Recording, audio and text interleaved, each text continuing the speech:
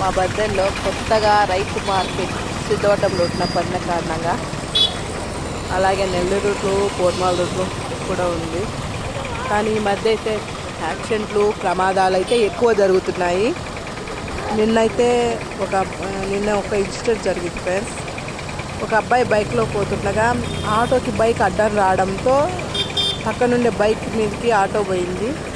ఆ అబ్బాయికి తలలో ఉండే కుచ్చలేసి 20 కుట్లు పడ్డాయి. అబ్బాయి కొద్దిగా ఇబ్బందిగా ఉంది. హాస్పిటల్లో సర్జరీ చేశారు. ఎందుకంటే ఇప్పుడు బండ్లు అందుకు తిరగడం ఎక్కువ. ఎంత బాగా వచ్చినా కూడా ఏదో ఒక టైంలో మనకు యాక్సిడెంట్లు ప్రమాదాలు అయితే జరుగుతూ ఉన్నాయి. అదిగాక మాకు ఇక్కడ సిద్ధవటం రూట్లో ఈ రైతు బజార్ పడిన కానించి పిల్లలు స్కూల్కు పడినా ఇంకోటి పడినా ఇంకా మాకు అయితే చాలా భయంగా ఉంటుంది.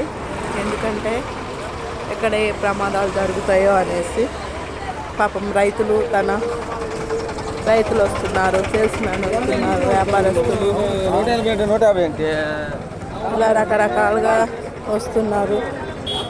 ఆ దేవుడి దయ వీళ్ళందరికీ ఉండి ఎక్కడ ఏ ప్రమాదాలు జరగకుండా ఉంటే బాగుంటుందని నేనైతే కోరుకుంటున్నా. మీలో ఇంకా మీ ఒపీనియన్ ఏంటో కూడా మాకు కామెంట్ రూపంలో తెలియచేయండి. చెప్పలేం ఏ టయానికి ఏం జరుగుతుందో, సడన్గా ఎన్ని ప్రమాదాలు జరుగుతున్నాయి ఏం కథ.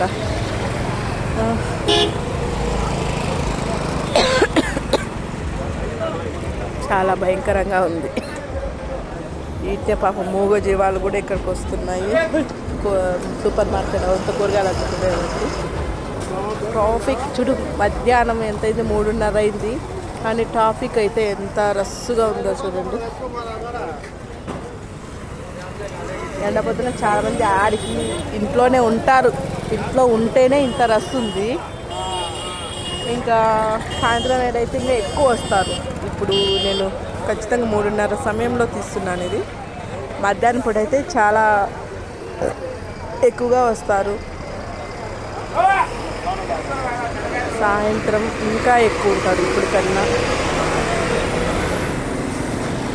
ఫుల్ ట్రాఫిక్ అయిపోతుంది.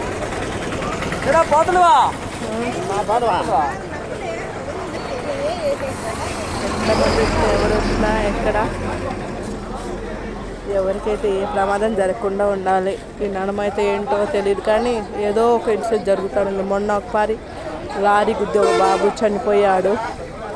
మళ్ళీ నిన్న ఒక యాక్సిడెంట్ అయింది.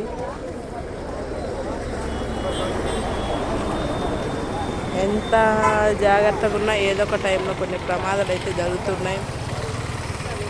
మీ అభిప్రాయం ఏంటో మాకు కామెంట్ ద్వారా తెలియచేయండి ఫ్రెండ్స్. అలాగే మీరున్న వాతావరణం ఎలా ఉందో మీరు కూడా జాగ్రత్తగా ఉండండి. డ్రైవింగ్ అనేది మనిషిని చాలా దెబ్బతీస్తుంది. రోగాన్ని ఎట్నో కొట్ట కంట్రోల్ చేయొచ్చు, కానీ ప్రమాదాలని కంట్రోల్ చేయలేము. ఇప్పుడు ఎలా ఉంటుందో తెలియదు.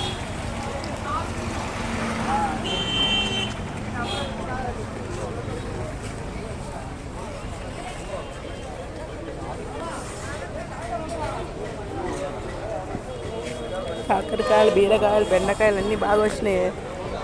అవి ఫ్రెష్గా ఉన్నాయి. కాకరకాయలనా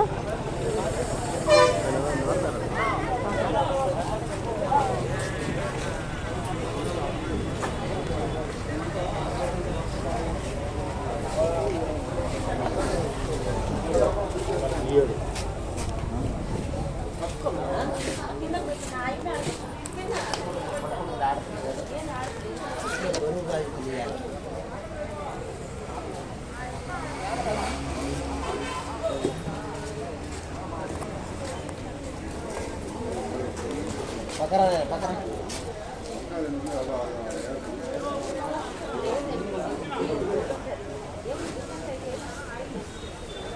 20 కొడుకు